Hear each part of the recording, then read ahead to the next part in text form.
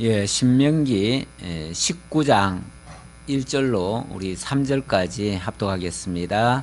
내 하나님 여호와께서 이 여러 민족을 멸절하시고 내 하나님 여호와께서 그 땅을 내게 주심으로 내가 그것을 받고 그들의 성읍과 가옥에 거주할 때에 내 하나님 여호와께서 내게 기업으로 주신 땅 가운데서 새 성읍을 너를 위하여 구별하고 내 하나님 여호와께서 내게 기업으로 주시는 땅 전체를 새 구역으로 나누어 길을 닫고 모든 살인자를 그 성읍으로 도피하게 하라.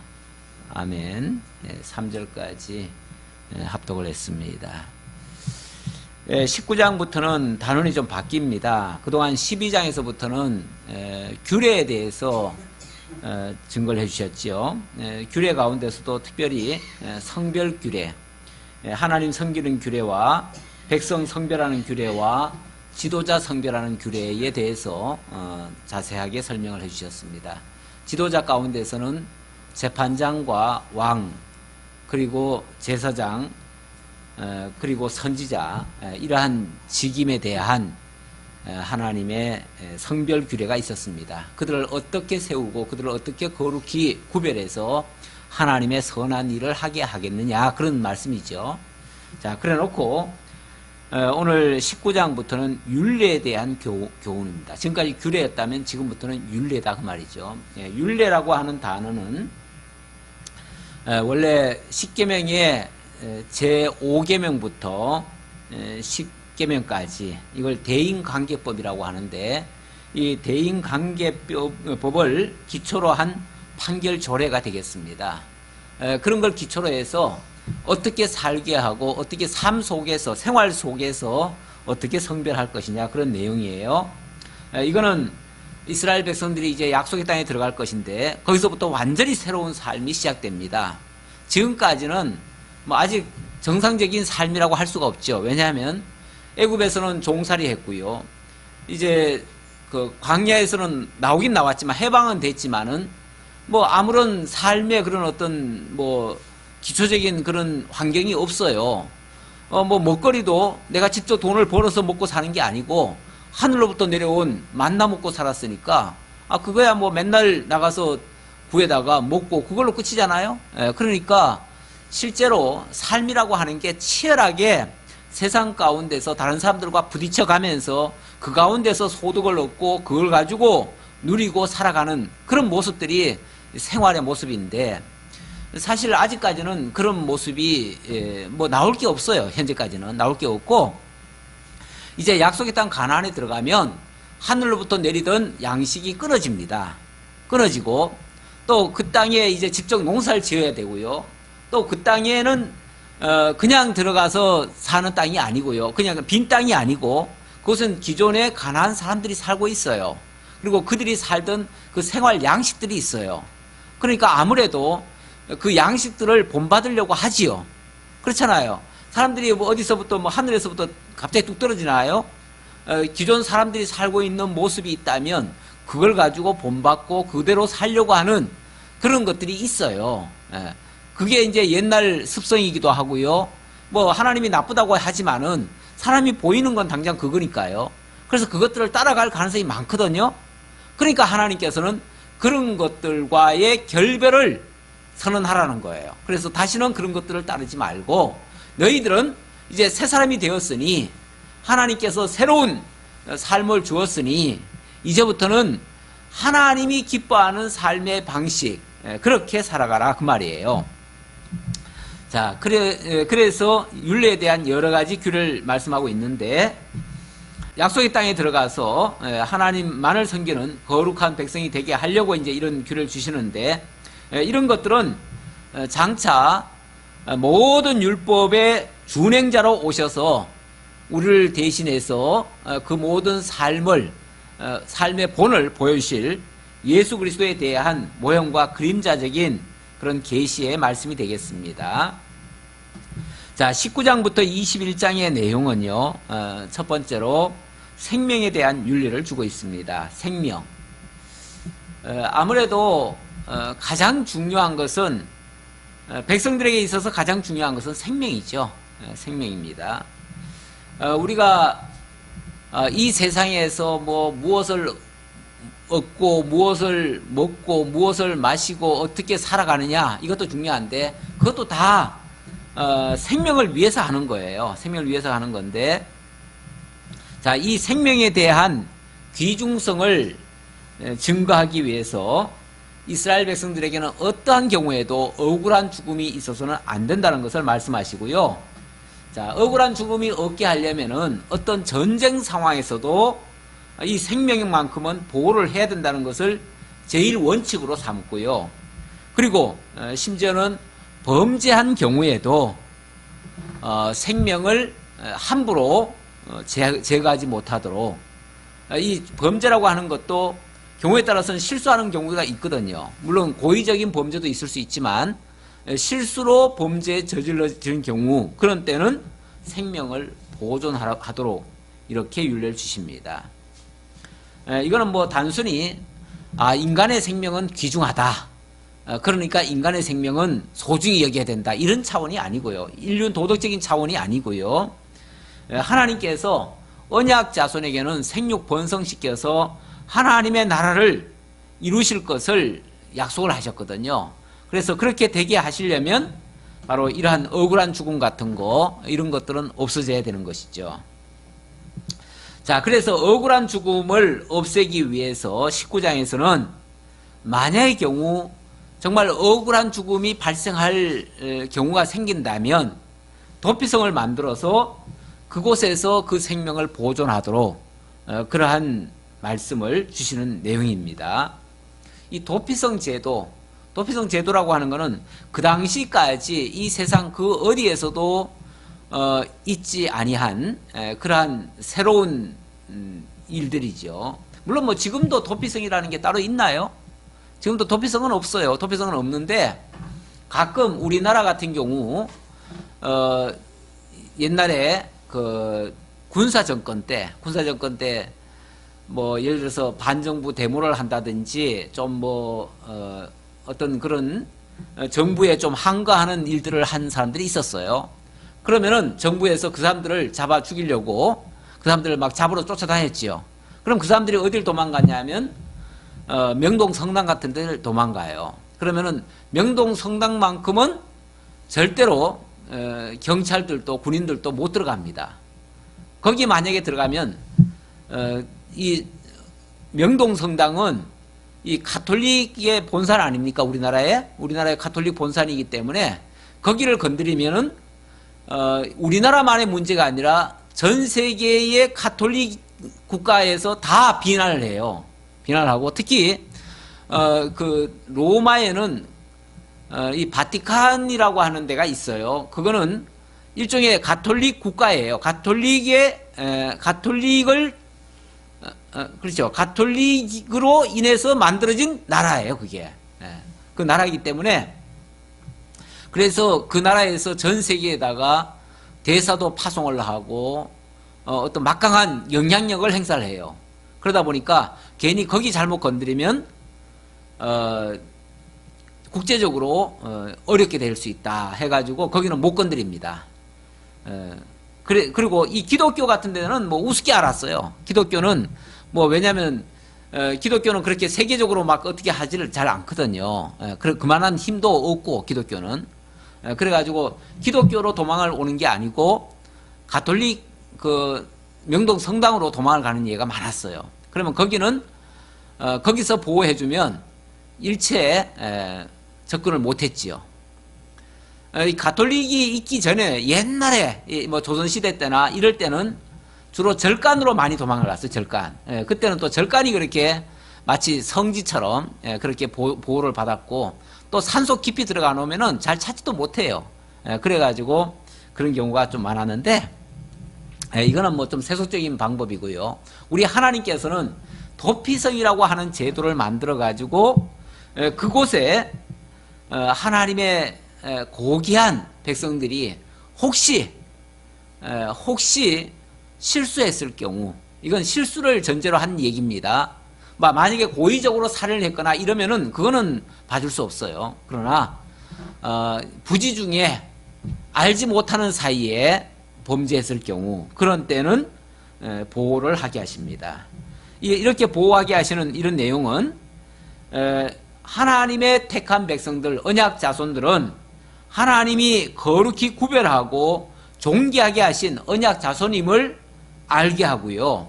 그리고 장차는 이 도피성이라고 하는 것이 장차는 영원한 하나님의 백성들을 보호하고 지켜주고 그 생명을 안전하게 해줄 그러한 그 예수 그리스도를 모형적으로 언약하시는 섭리이기도 합니다. 자, 19장 1절로 우리 10절까지 부지 중에 범죄한 자는 도피성으로 피하게 하라는 말씀이 나오고 있습니다. 자, 19장 1절 다시 볼게요. 내 하나님 여호와께서 이 여러 민족을 멸절하시고 내 하나님 여호와께서 그 땅을 내게 주심으로 내가 그것을 받고 그들의 성읍과 가옥에 거주할 때에 내 하나님 여호와께서 내게 기업으로 주시는 땅 가운데서 새 성읍을 너를 위하여 구별하고, 자, 일단 2절까지요. 자, 하나님께서 여러 민족을 멸절하고 그 땅을 내게 주심으로 이렇게 말합니다.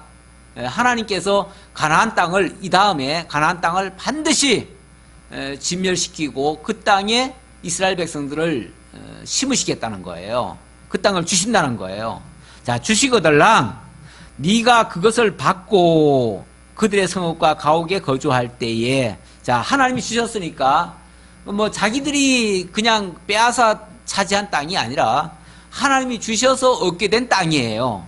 자, 그 땅에 들어가게 되면 하나님이 왜 그 땅을 나눠주셨습니까?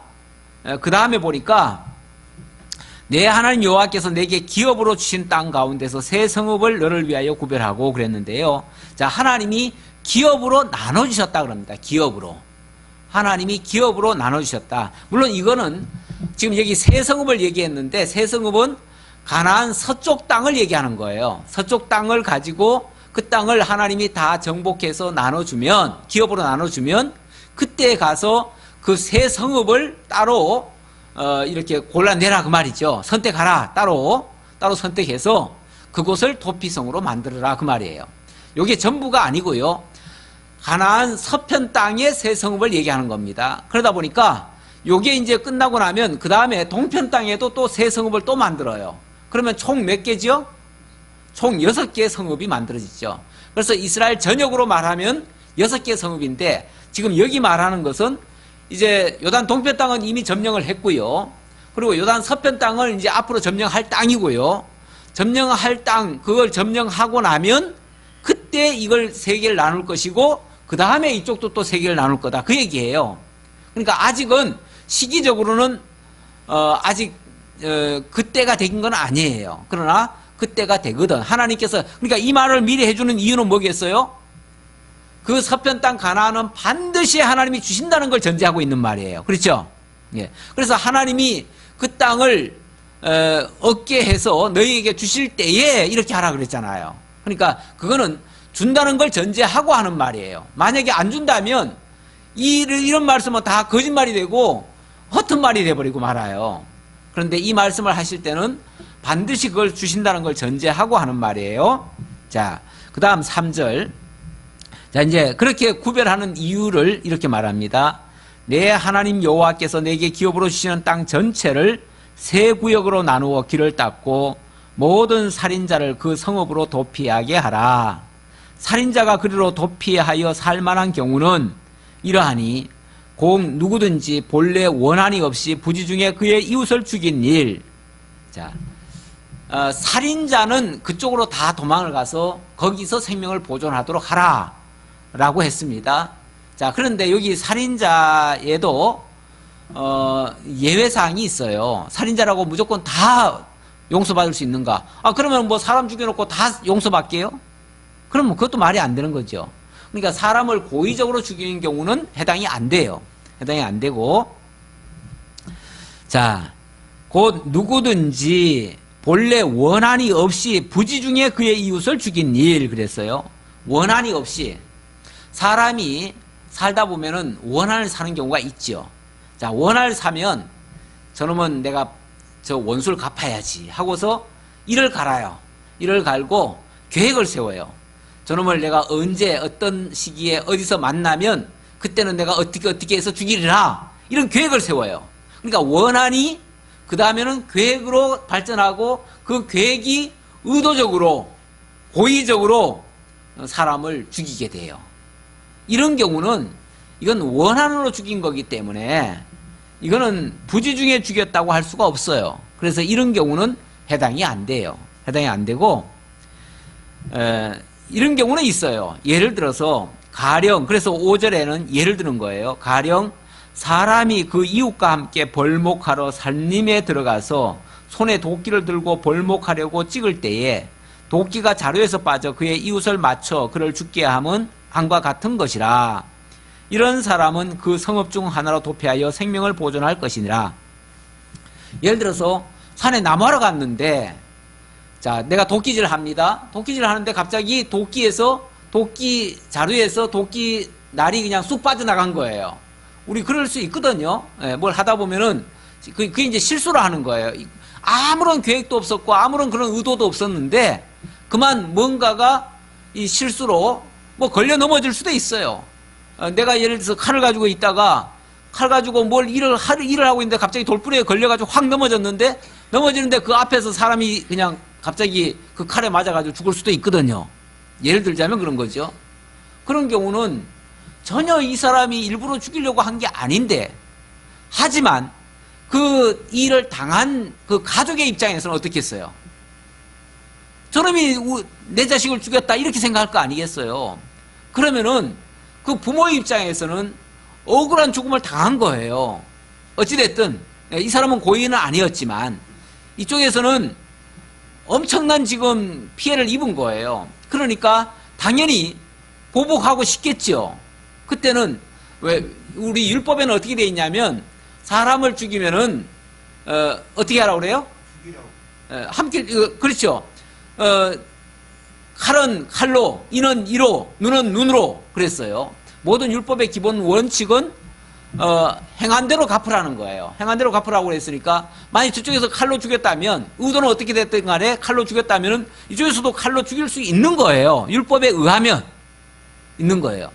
그러면은 아니 이 사람은 의도도 하지 않았는데 그만 실수를 했다고 이 사람이 만약에 칼로 죽여버리면 그러면 누가 억울한 거예요?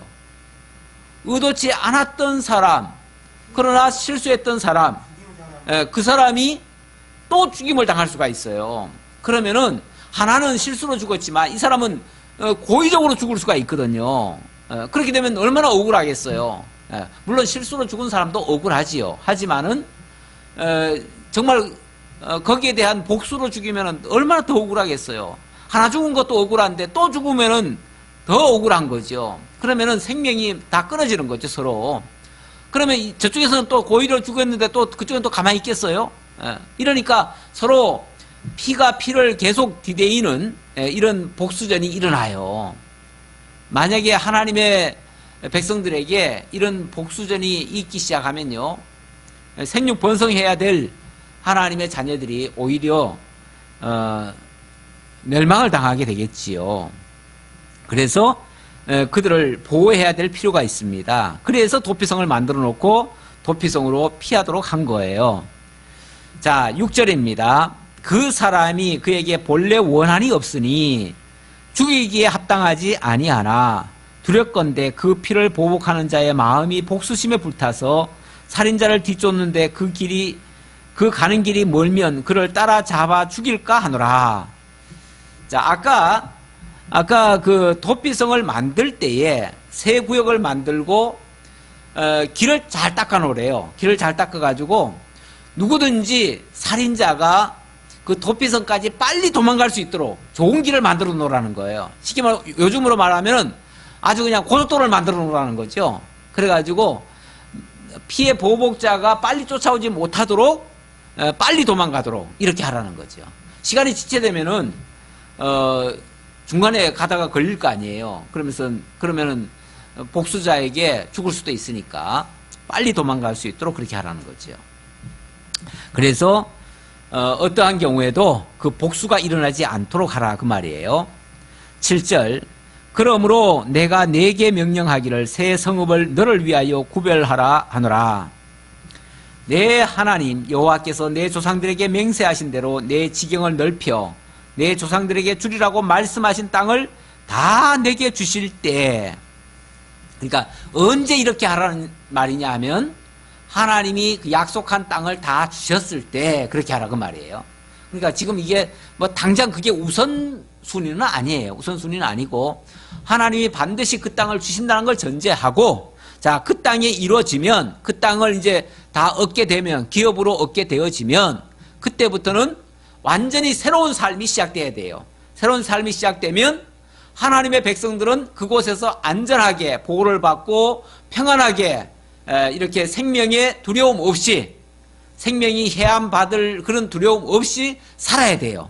살아야 되는데 그런 환경을 만들려면 뭐 그렇게 아무리 좋은 환경을 만들어 놔도 실수는 있거든요. 사고도 있어요. 엊그제도 뭐 강릉에서, 어제 그랬나요? 어제 강릉에서 뭐 3명이 일산화탄소로 3명이 죽었어요. 죽었는데 참 부지 중에 안타깝게 죽은 거죠.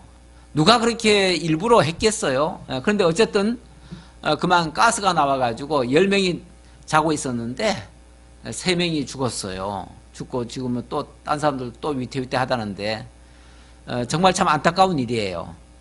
옛날 같으면요, 법이 제대로 없는 시절 같으면은 그 집주인 아마 죽인다고 그 부모들이 다 쫓아왔을 거예요. 그럼 누가 보호해줘야 돼요? 뭐 경찰이나 어떤 보호시설이 있어야겠죠. 있어야지 그 사람이 안전하지. 안 그러면 그 사람 죽습니다. 난리 납니다. 남의 자식들 죽여놨으니까. 자, 그렇게 되어지면 문제가 심각해지는데, 하나님께서 그 땅을 주시거든, 그리고 그 땅에서 새로운 삶을 살게 하고 하나님의 사람으로 살게 했을 때 이렇게 안전하게 해줘라, 그런 얘기죠. 자, 10절입니다. 9절인가요? 9절. 또 너희가 오늘 내가 너희에게 명하는 이 모든 명령을 지켜 행하여 내 하나님 여호와를 사랑하고 항상 그의 길로 행할 때에는 이 셋 외에 새 성읍을 더하여. 자, 이게 이제 1차적으로 새 성읍을 그렇게 하라고 했고요. 자, 그걸 통해서 정착이 되고 백성들이 정말 하나님을 사랑하고 하나님의 은혜를 깨닫고 그것의 귀중성을 깨닫게 된다면, 자, 거기다가 새 성읍을 더해서 요단 동편 땅에도 또 새 그런 도피성을 더 만들라 그 얘기죠. 그래서 요산 서편 땅에도 안전지대가 되고 동편 땅에도 안전지대가 돼서 이스라엘 백성들이 거하는 곳은 모두가 다 안전한 그 안전지대로 만들라는 거예요. 그 안전지대의 중심에는 바로 도피성이 있습니다. 그 도피성은 무슨 영적으로 그게 무슨 의미가 있냐면, 그게 바로 그 도피성에만 들어가면 살인자라 할지라도 구원을 받습니다. 그 안에 들어가면 그 안에 제사장이 죽기 전까지는 생명의 보호를 받습니다. 그리고 거기서 안 떠나도 돼요. 거기서 다 먹여 살리고 그 사람을 보장을 해줍니다. 그 생명을 보장해줘요. 그런데 이제 조건이 있죠. 거기 제사장이 만약에 죽게 되어지면 그때는 거기서 나와야 돼요. 그러면 생명의 보장을 못 받아요. 자, 이게 그 생명의 보장 받고 안 받고가 누구에게 달렸습니까? 그 도피성 안에 있는 제사장에게 달렸어요. 물론 아직 그 얘기는 여기 안 나왔습니다만은, 자, 어쨌든 그 제사장이 살아있고 그 제사장이 보호를 해주면 그 사람은 보호를 받습니다. 이게 무슨 의미냐 하면은, 장차 예수 그리스도 영원한 대제사장 되시는 그리스도 안에 있는 자에게는 어떠한 죄인이라도 다 용서받을 수 있다고 하는 것을 가르쳐주는 그러한 예언적인 말씀이 되겠습니다. 자, 그 다음, 자, 11절입니다. 11절인데 여기는 이제 예외사항을 말합니다. 어떤 예외사항이냐면, 자, 도피성에 들어가더라도 만약의 경우 고의적으로 범죄한 자가 있다면 그는 해당되지 않는다. 그런 얘기예요.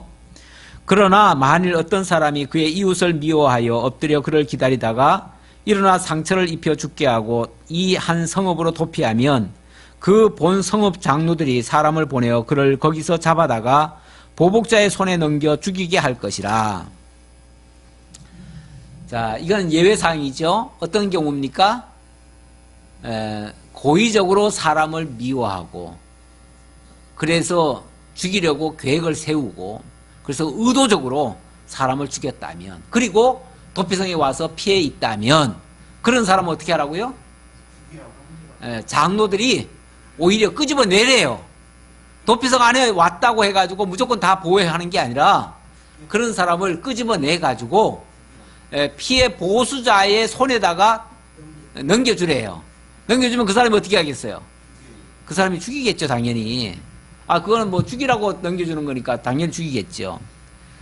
왜냐하면 13절에 보니까 내 눈이 그를 긍휼히 여기지 말고 무죄한 피를 흘린 죄를 이스라엘에서 제하라. 그래야면 내게 복이 있으리라. 자, 무죄한 피를 흘린 죄, 이런 것이 이스라엘에서는 있어서는 안 된다.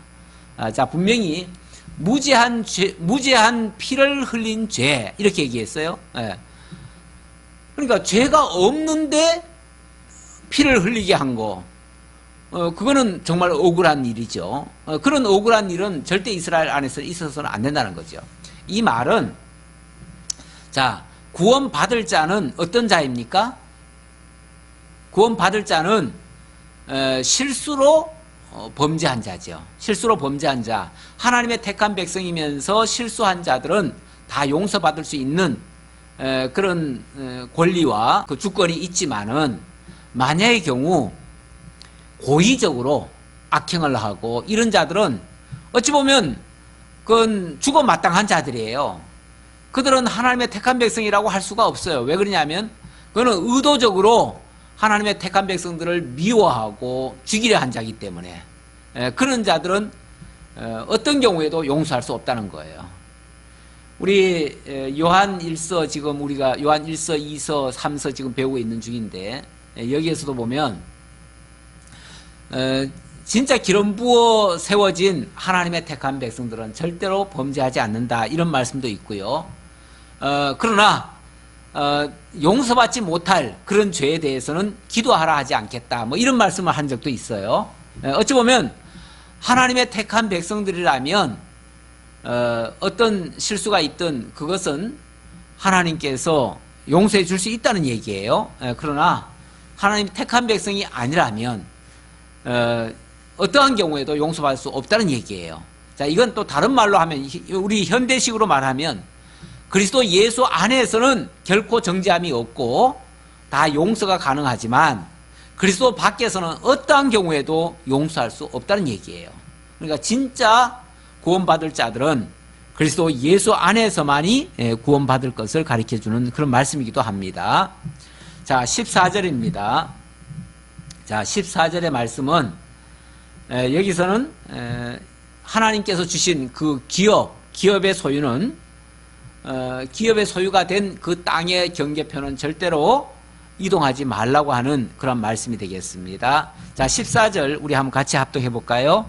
내 하나님 여호와께서 내게 주어 차지하게 하시는 땅, 곧 내 소유가 된 기업의 땅에서 조상이 정한 내 이웃의 경계표를 옮기지 말지니라.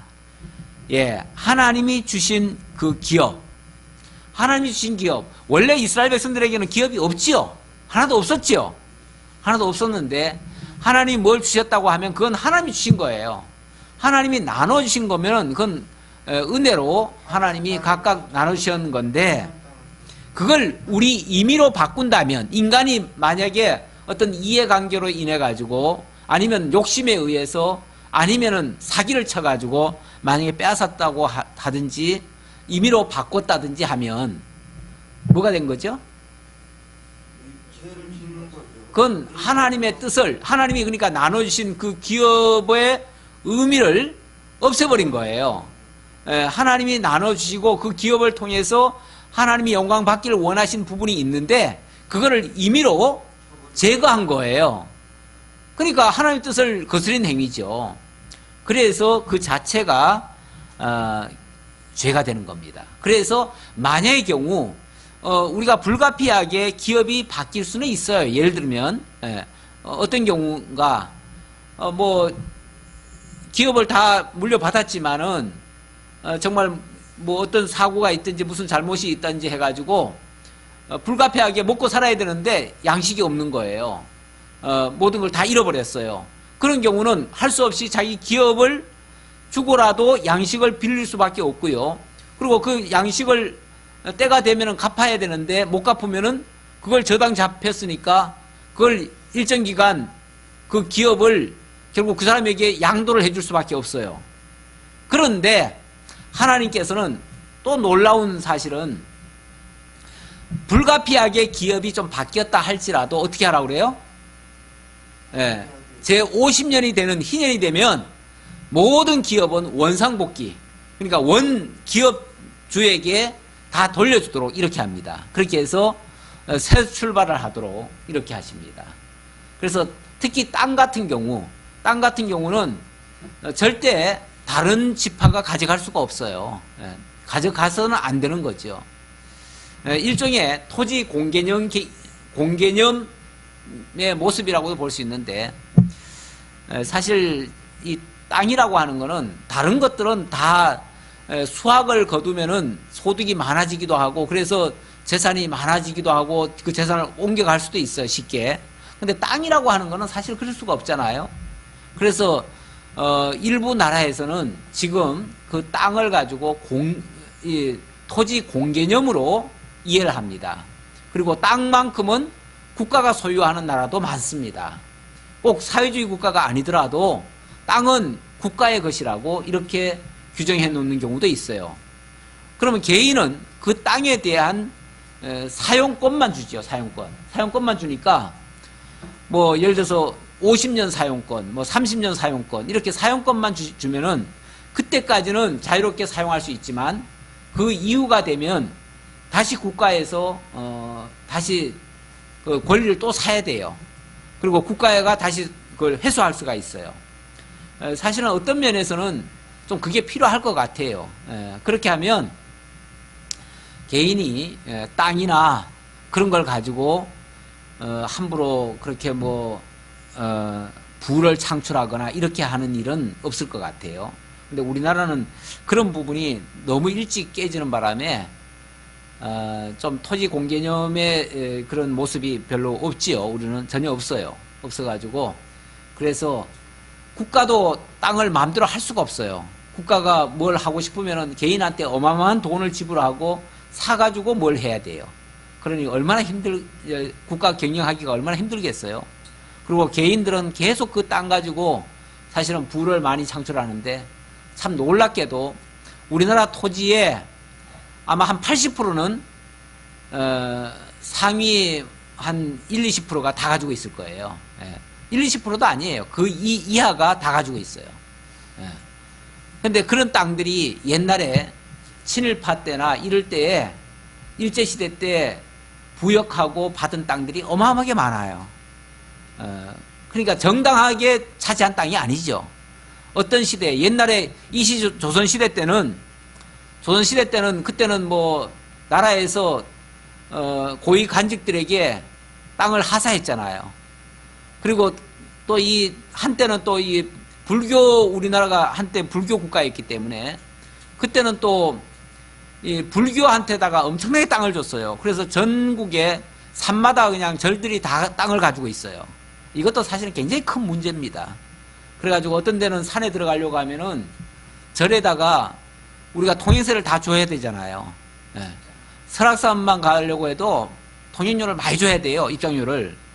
우리는 절 안 갈 건데 그래도 이 땅을 지나가니까 다 돈 내라 그래요. 완전히 날도둑 같아요. 어떻게 보면은. 근데 그게 합법이래요.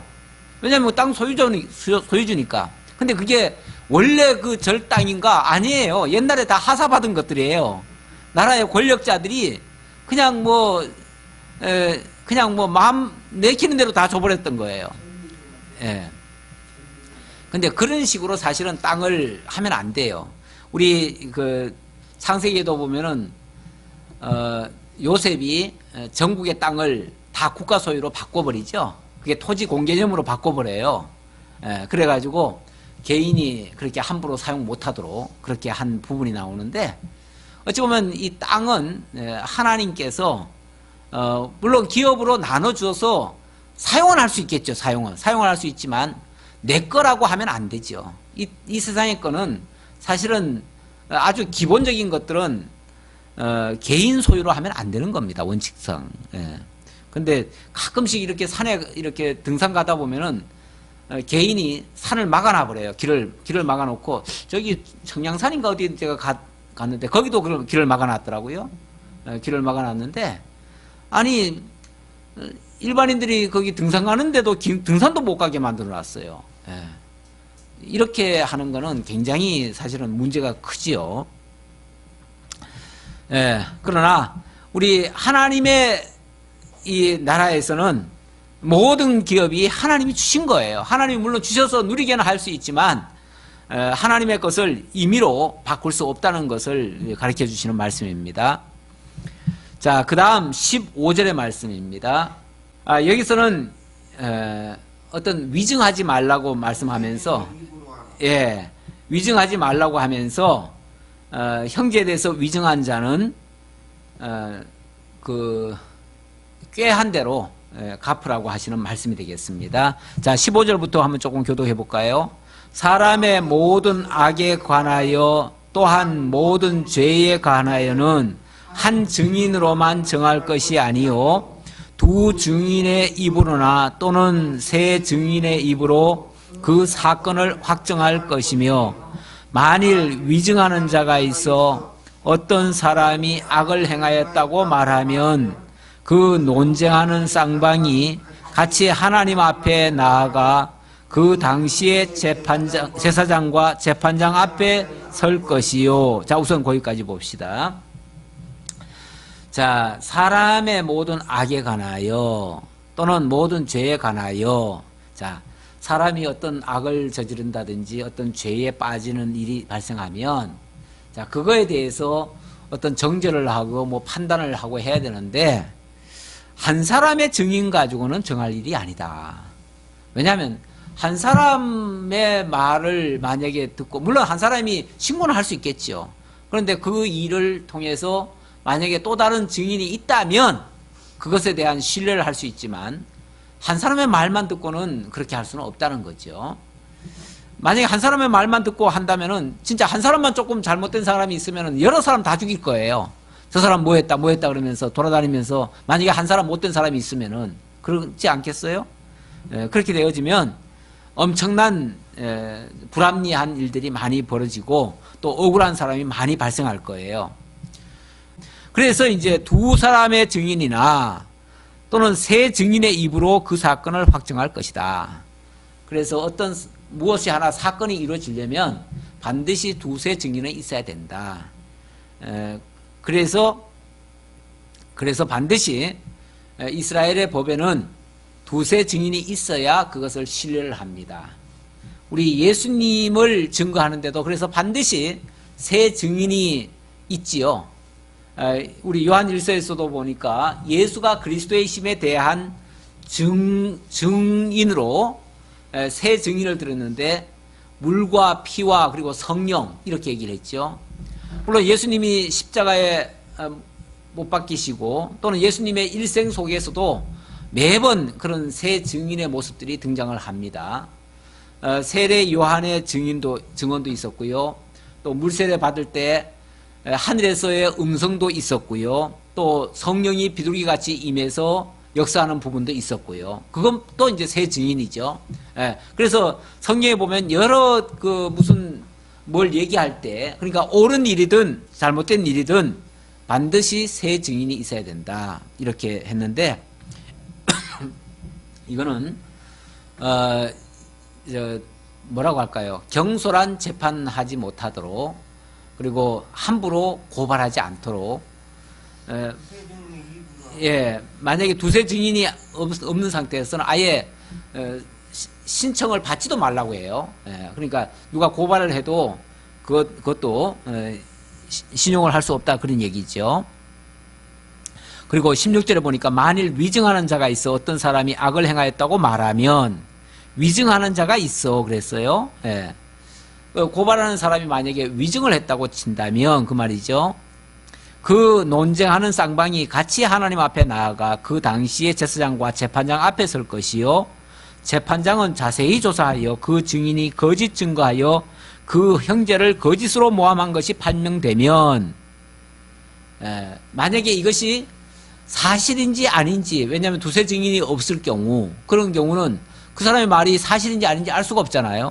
그리고 또 위증일 수도 있고요. 그렇다면은 그때는 재판장과 제사장 앞에서 재판을 하라는 거죠. 제사장과 재판장이 철저히 그 사실에 대해서 확인을 해야지.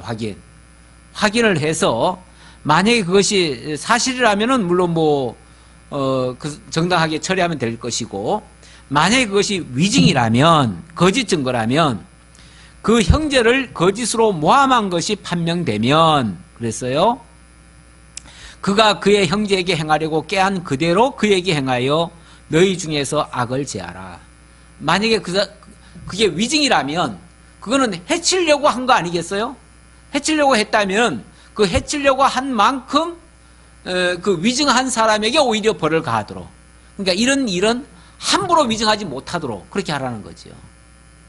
요즘 사회에서도 가끔씩 어떤 사람과 무슨 일이 있었다 그리고 막 이렇게 고발하는 예가 있더라고요. 있는데 얼마 지나고 보면은 아니면 말고 이런 식이에요. 그러니까 확실한 증거도 없이 막 그렇게 외쳤다가 나중에 아니면은 말고 이런 식으로. 아니면 말고가 아니라 그게 만약에 위증이었다면 얼마나 큰 손상을 입었겠어요. 피해를 입었겠어요. 그러면은 그 사람도 무고죄로 사실은 처벌을 받아야 마땅하지요. 그러니까 위증해놓고 나중에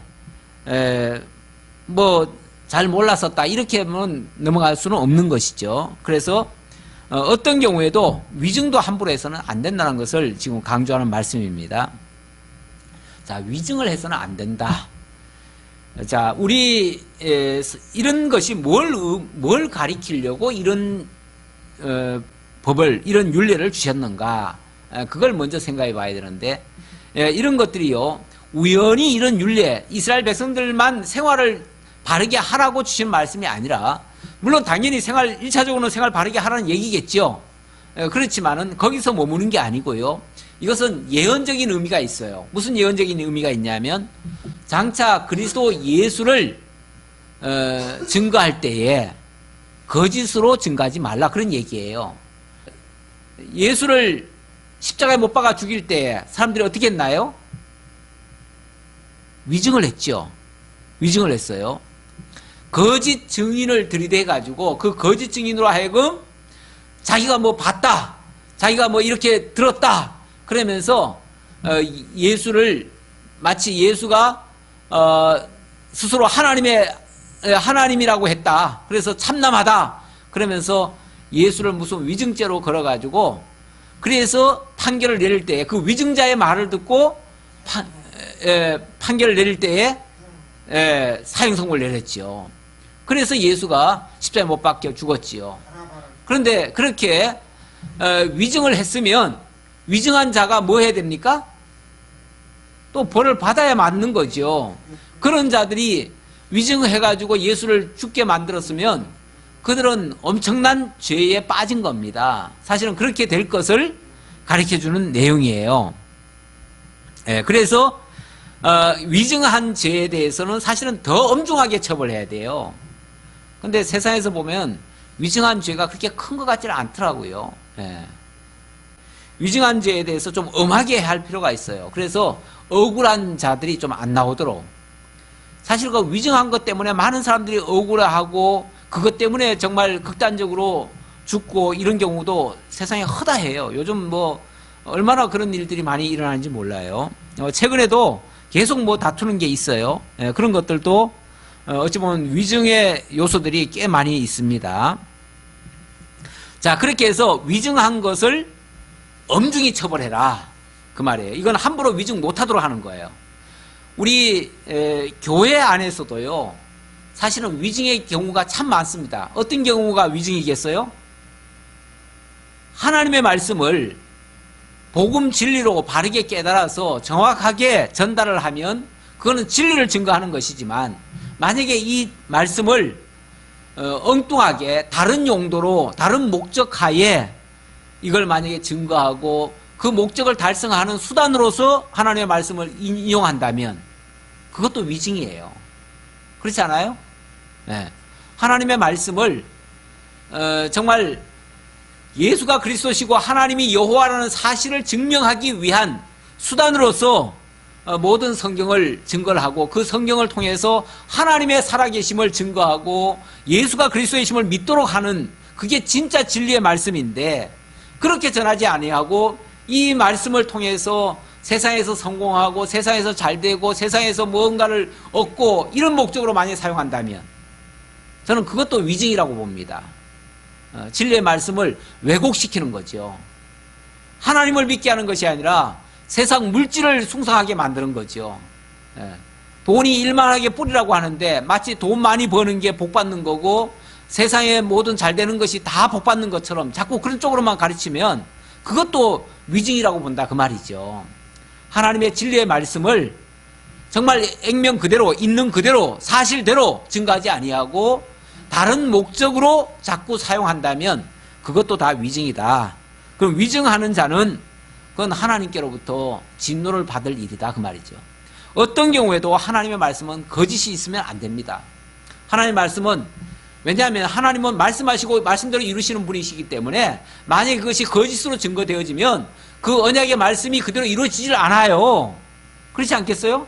그러면 하나님에 대한 신뢰가 떨어져요. 그러면 하나님을 믿고 경외하지를 않아요. 이게 얼마나 중대한 범죄입니까? 하나님을 믿지 아니하게 하는 죄가 죄 중에 가장 큰 죄예요. 그렇지 않아요? 네. 우리가 다른 죄는요 다 용서받을 수 있어요. 예수를 거부하더라도 가정적으로는 예수를 거부하더라도 구원받을 길이 있어요. 그러나 성령이 증거하는 성령 회방죄를 저지르면 이거는 금생과 내세에도 용서받을 수 없다고 했어요. 이게 뭐냐면 예수를 끝까지 안 믿는 걸 얘기하는 거예요. 성령이 증거하는 게 예수가 그리스도라고 증거하는데 그걸 못 믿게 하거나 그걸 안 믿게 해버리면 이거야말로 가장 중대한 범죄를 저지르는 거예요. 그래서 정말 율법의 그 정죄가 그런 자들에게 임할 수가 있어요. 그리하면 그 남은 자들이 듣고 두려워하여 다시는 그런 악을 너희 중에서 행하지 아니하리라. 그리고 마지막은 내 눈이 긍휼히 여기지 말라. 생명에는 생명으로, 눈에는 눈으로, 이에는 이로, 손에는 손으로, 발에는 발로니라. 오늘 19장 서두에 들어가서는 도피성을 지어놓고 도피성 안에 억울한 죽음이 없게 해라. 그래서 생명을 보존해라. 생명은 참으로 하나님이 주신 그 생명은 고귀하다. 그래서 그 생명이 절대로 억울한 죽음이 없게 해라. 이렇게 말했는데 끝에 오늘 말씀 끝에서는 만약에 위증한 자나 억울한 죽음을 죽게 한 자나 남의 것을 정말 해한 자 이런 자들에게는 용서하지 말래요. 그래서 이는 이로 눈은 눈으로 긍휼히도 여기지 말고 생명에는 생명으로 갚으래요. 그러니까 이것이 단순히 인간적인 생명 보존하라, 인간의 생명이 참으로 소중하다 이런 차원, 어떤 인본적인 그런 생명 그 보호 차원이 아니고요. 생명 보호 차원이 아니고 하나님의 말씀의 귀중성 그리고 하나님을 믿게 하는 데에 초점이 맞춰져 있다는 것을 명심하시고, 그래서 우리가 이런 지금 율례입니다. 율례 생활 삶 속에서 이루어지는 그러한 율례들인데 이 율례도 하나님을 믿고 경외하게 하는 데 초점이 맞춰져 있다는 것을 명심해 주시기를 바라겠습니다. 기도하겠습니다. 아버지 하나님 감사합니다. 우리에게 참된 진리의 말씀만을 전하게 하시려고 어떠한 경우에도 위증하지 못하게 하시고 또 억울한 죽음이 없게 하시고 또 도피성을 만들어 실수한 자들을 구원하시는 하나님의 섭리를 보았습니다. 아버지 하나님, 오늘날 진정한 도피성 되시는 우리 주 예수 그리스도 안에서 생명의 구원을 얻고 참된 자유와 평안을 얻고 그 안에서 진정한 보호를 받게 됨을 깨달았습니다. 그리고 예수를 믿는 것이 영원히 사는 그런 길임을 또한 깨달았습니다. 어떤 경우에도 진리 안에서 위증이 있지 않도록 주님께서 함께 하시고 우리가 전하는 이 진리가 항상 정직하게 거짓이 없는, 위선이 없는, 위증이 없는 그러한 진실한 말씀으로, 생명의 말씀으로 증거될 수 있도록 역사해 주옵소서. 함께 주옵심을 감사드렸고 예수님의 이름으로 기도하옵나이다. 아멘.